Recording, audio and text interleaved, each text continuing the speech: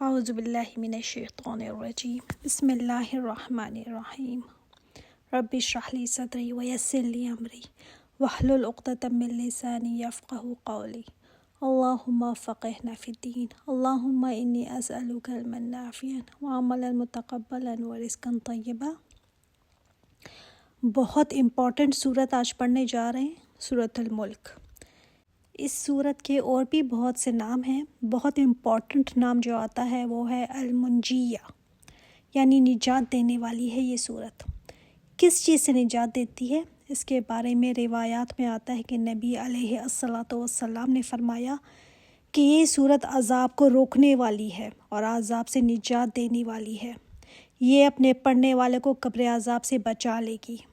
اور آپ صلی اللہ علیہ وآلہ وسلم نے یہ بھی فرمایا کہ اللہ تعالیٰ کی کتاب میں ایسی صورت ہے جس کی آیات تو صرف 30 ہیں، 30 ہیں، مگر قیامت کے دن یہ ایک شخص کی سفارش کرے گی، یہاں تک کہ اس کو جہنم سے نکال کر جنت میں داخل کرا دے گی، اور وہ یہی صورت تبارک ہے۔ اسی طرح ایک اور روایت میں ابن مسعود راوی ہیں اس کے، فرمایا کہ نبی کریم صلی اللہ علیہ وآلہ وسلم نے فرمایا کہ ایک شخص قبر میں ہوگا، اس کے پاس عذاب والے فرشتے عذاب لے کر آئیں گے، اس کے پیروں کی طرف سے آئیں گے تو پیر کہیں گے تم یہاں سے نہیں آ سکتے، یہ شخص قیام کیا کرتا تھا اور یہ میرے ساتھ قیام کیا کرتا تھا، یہ سورۃ الملک پڑھا کرتا تھا۔ پھر عذاب کے فرشتے اس کے سینے کی طرف سے آئیں گے تو وہ کہے گا میری طرف سے تمہارے لیے کوئی راستہ نہیں ہے۔ پھر اس کے سر کی طرف سے آئیں گے تو وہ کہے گا تمہارے لیے کوئی راستہ نہیں ہے، یہ شخص سورۃ الملک پڑھا کرتا تھا۔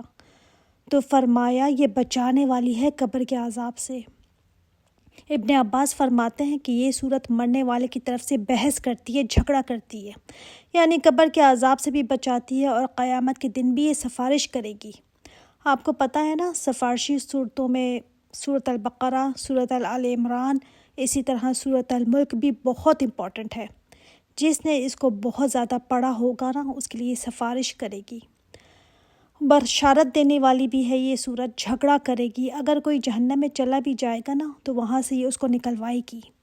یہ بھی پتہ چلتا ہے کہ آپ صلی اللہ علیہ وآلہ وسلم نے فرمایا کہ قرآن کی سفارش رد نہیں کی جائے گی۔ تو جب قرآن کی یہ صورتیں آئیں گی نا سفارشی بن کر، تو انسان کو عذاب سے بچا لیں گی۔ اس لیے اس صورت کو پڑھنا روزانہ بہت زیادہ ضروری ہے۔ کوشش کریں کوئی رات ایسی نہ گزرے جس میں اس کو پڑھے بغیر ہم سو جائیں۔ حفظ کر لیں، اچھا ہے اگر حفظ کر لیں، اگر حفظ نہیں کر سکتے تو دیکھ کر پڑھ لیں۔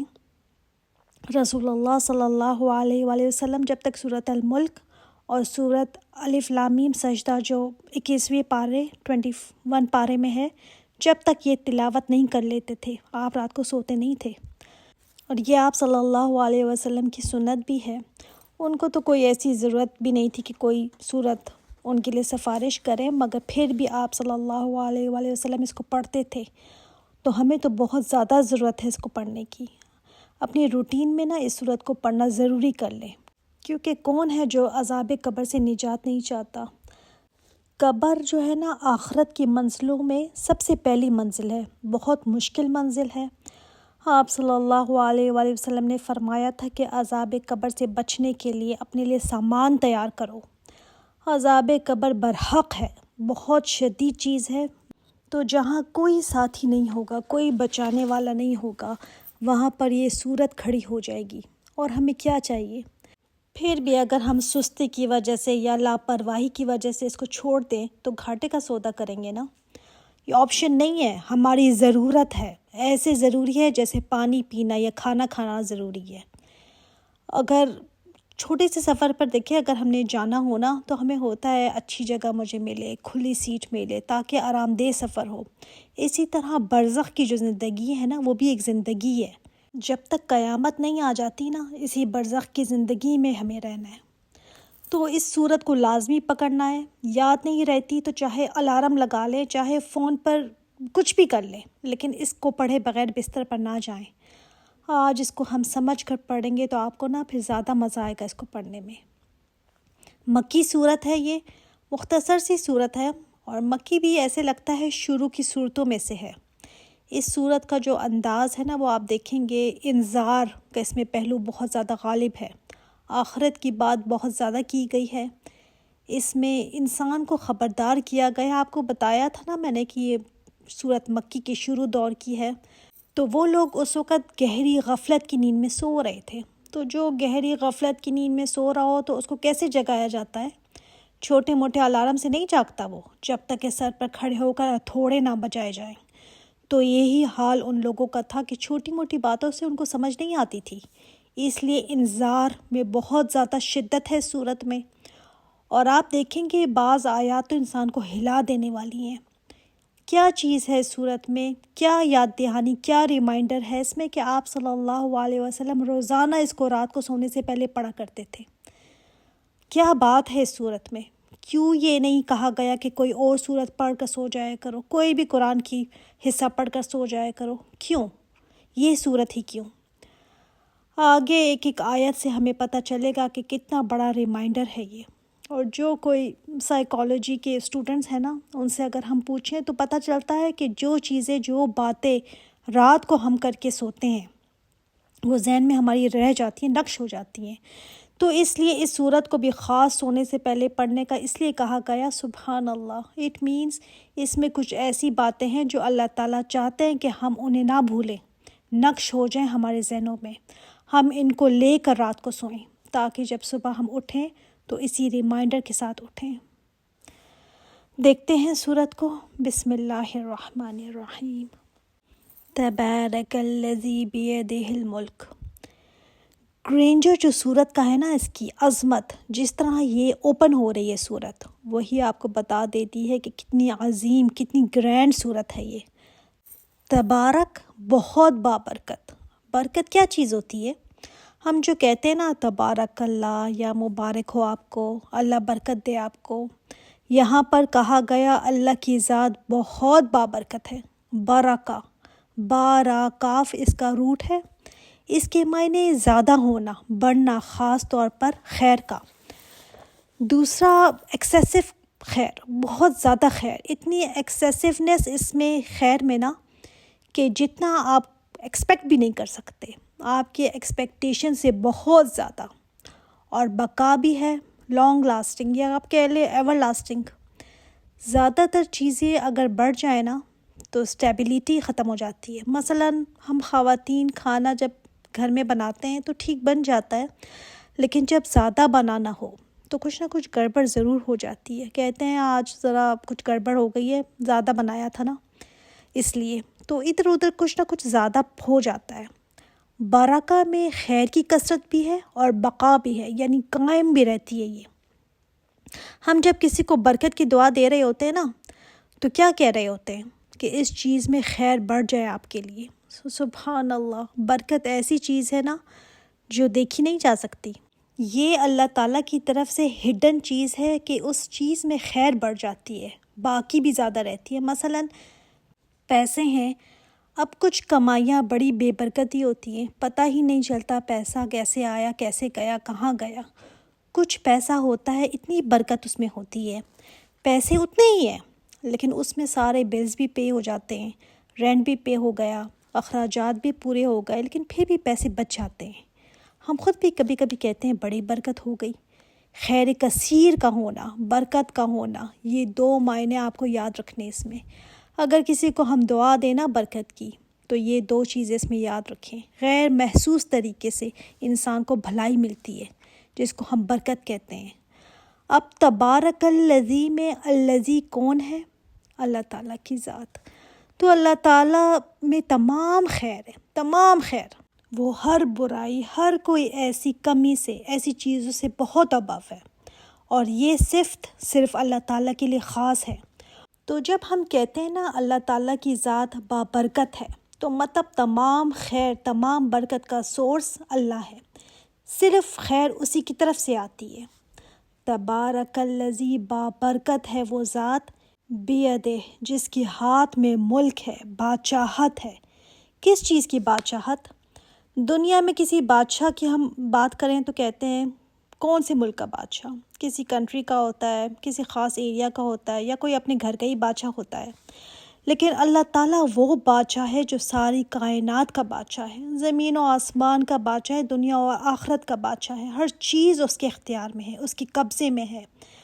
اچھا، دنیا کی جو بادشاہت ہے نا، وہ ضروری نہیں کہ اس کی سب ملکیت بھی ہو، مطلب سوئی سے لے کر بڑی گاڑی سے لے کر جو بھی ہے سب اس کے ملکیت میں ہو، نہیں، ضروری نہیں سب اس کی ملکیت میں ہو، لیکن اللہ تعالیٰ وہ بادشاہ ہے جس کی ملکیت بھی ہے، اس کا اختیار بھی ہے، اس کا قبضہ بھی ہے، اس کا حکم بھی چلتا ہے، کوئی چیز اس کے امر کن کے بغیر ہو ہی نہیں سکتی۔ یہاں پر ید آیا، ہاتھ، اس کے ہاتھ میں ہے سب۔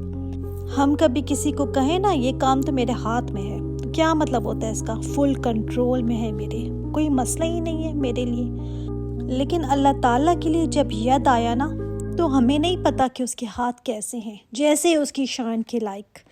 وہ حدیث میں آتا ہے نا کہ جب اللہ تعالیٰ سب کو موت دے دیں گے تو لپیٹ لیں گے اپنے ہاتھ میں زمین و آسمان کو، پھر اللہ تعالیٰ فرمائے گا کہاں ہے دنیا کے بادشاہ جو بڑے بنے پھرتے تھے، کہاں ہے وہ آج؟ کوئی آگے سے جواب نہیں دے گا۔ تو اس میں بھی نا ہاتھ کی بات کی گئی ہے کہ ہاتھ میں لپیٹ لے گا، جیسے اس کی شان کے لائق ویسے ہی ہاتھ ہیں اس کے۔ وَهُوَ عَلَى كُلِّ شَيْءٍ قَدِيرٌ، اور ہر چیز پر قدرت رکھنے والا ہے وہ۔ یہاں پر بھی اللہ تعالیٰ کا نام نہیں آیا، وَهُوَ آیا کہ وہ ذات۔ بندہ خود سوچے اور میسمرائز ہو جائے کہ وہ ذات ایسی ہے، بادشاہت ساری اسی کے پاس ہے اور ہر چیز پر قدرت رکھتا ہے وہ۔ اس کے حکم کے آگے کوئی کچھ نہیں کہہ سکتا کہ یہ کیوں ہوا اور کیسے ہوا۔ ہم جتنا بھی سوچ لیں نا اعلیٰ کلی شیء پر، ہماری عقل جا ہی نہیں سکتی، محدود ہے نا ہماری عقل، اس میں اعلیٰ کلی شیء آ ہی نہیں سکتا۔ ہمیں تو یہ بھی نہیں پتا کہ اعلیٰ کلی شیء میں کیا کیا چیزیں آ جاتی ہیں۔ اچھا، تبارک الذی میں الذی جو آیا نا، دوسری آیت میں بھی پھر الذی آیا، تیسری آیت دیکھیں اس میں پھر الذی سے سٹارٹ ہو رہی ہے۔ اٹ مینز یہ تبارک تینوں کے ساتھ جا رہا ہے، تو بڑی بابرکت ہے وہ ذات، الذی، وہ ذات جس نے خلق الموت والحیات، جس نے پیدا کیا موت کو بھی اور زندگی کو بھی۔ انسان ذہن میں جب بھی لاتا ہے نا تو زندگی تو ذہن میں آ جاتی ہے کہ ہاں یہ زندگی ہے جو ہم گزار رہے ہیں، لیکن موت تو بس ختم ہو جانے کا نام ہے، نہیں۔ اس آیت سے ہمیں پتہ چلتا ہے کہ موت ایسی حقیقت ہے، ایسی مخلوق ہے اللہ تعالیٰ کی جس کو اللہ تعالیٰ نے پیدا کیا ہے۔ ایسی چیز نہیں ہے کہ بس زندگی ختم ہونے کا نام موت ہے۔ موت الگ مخلوق ہے، زندگی الگ مخلوق ہے، کیونکہ اللہ تعالیٰ نے دونوں کے بارے میں فرمایا نا، خلقہ، اس نے پیدا کیا ہے، دونوں مخلوقات ہیں اللہ تعالیٰ کی۔ دیکھیے نا قیامت کے دن موت کو کیسے لایا جائے گا، مینڈے کی شکل میں، اور اس کو جنت اور جہنم کے درمیان ذبح کر دیا جائے گا۔ اس کا مطلب مخلوق ہے اللہ تعالیٰ کی، اور حیات بھی مخلوق ہے۔ تو اللہ تعالیٰ نے فرمایا کہ یہ اللہ تعالیٰ کی مخلوقات ہیں، کس لیے پیدا کیا ان کو؟ کیوں اللہ تعالیٰ نے زندگی اور موت کا یہ سلسلہ رکھا ہوا ہے؟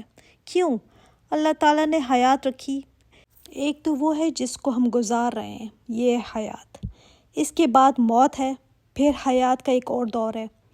پیدا ہونے سے پہلے بھی ایک موت تھی ہماری، جس وقت روح اور جسم کا کوئی ہمارا ملاپ نہیں تھا، تو وہ بھی موت کی سی کیفیت تھی۔ تو اللہ تعالیٰ نے موت اور زندگی کیوں رکھی؟ دیکھیے نا اللہ تعالیٰ کا کوئی بھی کام عبث نہیں ہے، بیکار نہیں ہے، اس کا بھی یقیناً مقصد ہے، اور وہی مقصد اللہ تعالیٰ نے بیان فرمایا ہے کہ زندگی اور موت کو پیدا کیا اللہ تعالیٰ نے کیوں؟ لیبلوکم، تاکہ آزمائے وہ تم کو۔ کس چیز میں آزمائے تم کو؟ ایکم احسن عملا، کہ کون ہے تم میں سے جو احسن عمل کرتا ہے۔ احسن مطلب کون ہے جو زیادہ اچھا عمل کر کے دکھاتا ہے۔ اللہ تعالیٰ نے عمل کرنے کی آزادی انسان کو دی ہوئی ہے نا، تمہارے پاس چوائس ہے، جیسے چاہے عمل کرو، چاہے تو بھلائی کرو، چاہے تو برائی کرو۔ اللہ تعالیٰ نے تو ٹیسٹ کرنا ہے، اختیار دے کر اللہ تعالیٰ نے ٹیسٹ کرنا ہے۔ ایگزامینیشن ہال میں آپ بیٹھتے ہیں، ٹیسٹ دیتے ہیں، تو آپ کو چوائس دی جاتی ہے نا، چاہے تو لکھیں، چاہے تو آدھا بیچ میں صحیح لکھیں، چاہے تو آدھا غلط لکھیں، چاہے تو سارا صحیح لکھیں، چاہے سارا غلط لکھیں۔ اب ٹیچر آپ کو ڈکٹیٹ اگر کروا دے تو پھر تو امتحان نہ ہوا نا۔ تو اللہ تعالیٰ نے جو انسان کو اختیار دیا ہوا ہے نا، انسان کی چھوٹی سی عقل، تھوڑا سا اختیار پا کر وہ سمجھتا ہے میں پورا ہی با اختیار ہو گیا ہوں۔ اب وہ ہستی کے سامنے کھڑا ہو جاتا ہے، کوسچنز کرتا ہے کہ میرے پاس بھی اختیار ہے، جو چاہے کا کروں گا۔ حالانکہ انسان کو تو بہت زیادہ لمیٹڈ اختیار دیا گیا ہے، اور اختیار کس میں ہے اس کا؟ صرف عمل میں، کیا ہمارا زندگی موت پر اختیار ہے؟ نہیں، زندگی موت تو بہت بڑی چیز ہے. چلے کیا ہمارا اختیار اتنا بھی ہے کہ ہمارے بال سفید نہ ہو؟ ہمارا کیا اختیار ہے کہ ہمارے ناخن بڑے نہ ہوں یا ہمارے بال نہ اگیں؟ ہم تو چھوٹی چھوٹی چیزوں میں بے اختیار ہیں. صرف اختیار اگر ہمیں دیا گیا ہے تو عمل میں. اللہ تعالیٰ دیکھنا چاہتا ہے کہ تم میں سے کون ہے جو احسن عمل کرتا ہے. اللہ تعالیٰ نے ہمیں ٹیسٹنگ پیریڈ میں ڈال دیا کہ اب تم کیا کرتے ہو اس زندگی میں. اس میں جو بھی اپس اینڈ ڈاؤنز، جو بھی حالات آتے ہیں، کبھی تنگی ہے، کبھی فراغی ہے، کبھی خوشی ہے، کبھی غم ہے، کبھی کامیابی ہے، کبھی ناکامی ہے، سب ہمارے ٹیسٹ ہیں. ان میں ڈال کر اللہ تعالیٰ چیک کرتا ہے کہ کون حرام کاموں پہ پھر جاتا ہے، اس کے بعد کون شکر کرتا ہے، کون صبر کرتا ہے، کون اللہ تعالیٰ کی عبادت کرتا ہے، کون اطاعت کرتا ہے، کون نافرمانی کرتا ہے. باتیں تو بہت ہوتی ہیں ہمارا ایمان بہت زیادہ ہے. میں تو ایسی ہوں اور ویسی ہوں. پتہ کب چلتا ہے؟ جب اس کا ایگزام لیا جاتا ہے، کون کس لیول پر ہے. صرف باتیں ہی رہ جاتی ہیں، اور کون واقعی میں اس کے اندر کچھ ہے صرف امتحان ہی بتا سکتا ہے. ایسا نہیں ہے کہ اللہ تعالیٰ کو پتہ نہیں ہے تو اس لیے امتحان لیا جاتا ہے. نہیں، ہمیں بتانے کے لیے کہ کل کو تم یہ نہ کہو کہ میں تو ایسی تھی اور ویسی تھی. اس کو تو ازل سے پتہ ہے کہ ہم نے کیا کرنا ہے. جیسے ہمارے 3 گھنٹے کا امتحان ہوتا ہے نا، تو ایسے سمجھ لیں یہاں 30 سال کا امتحان ہے. کیوں 30 سال کیوں؟ ہماری جو ایوریج لائف ہے، آپ صلی اللہ علیہ وآلہ وسلم نے فرمایا کہ میری امت کی 60 سے 70، 60 سے 70 سال ہوگی.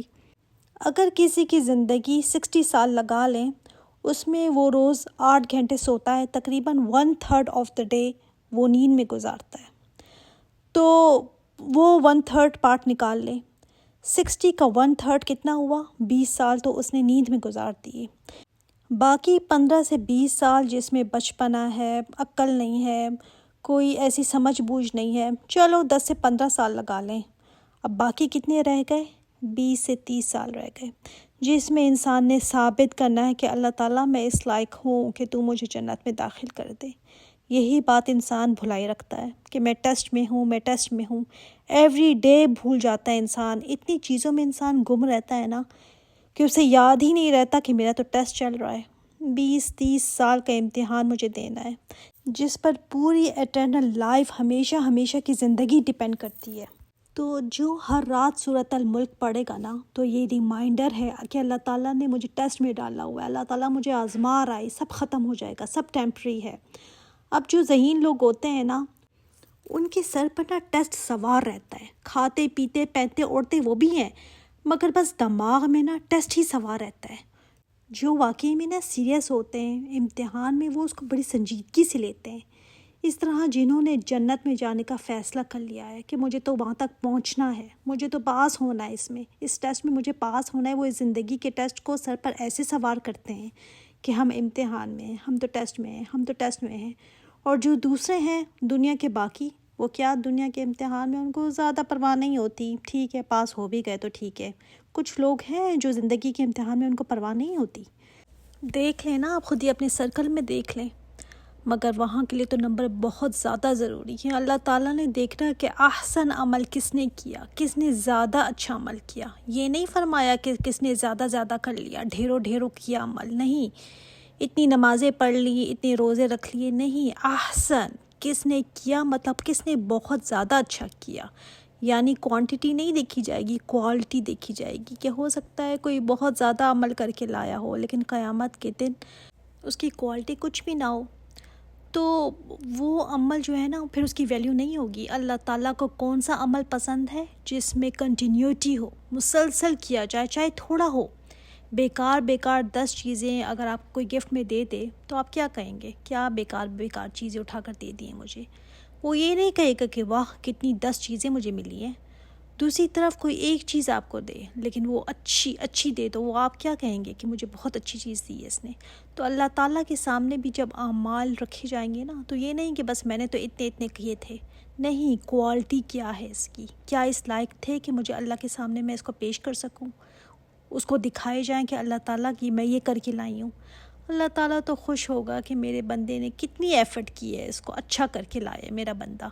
اور احسن عمل میں خود بخود یہ آ جاتا ہے کہ ایک دوسرے سے مقابلہ، دوسرے سے آگے بڑھنے کا شوق. یعنی سب کا مقابلہ چل رہا ہے کہ کون آگے نکل جائے. اسی کی بیس پر سلیکشن کرنی ہے اللہ تعالیٰ نے اپنی جنت کے لیے کہ کون ہے جو میرے آگے سر جھکاتا ہے اور کون ہے جو اپنی مرضیاں کرنے کے لیے میرے آگے سر اٹھاتا ہے.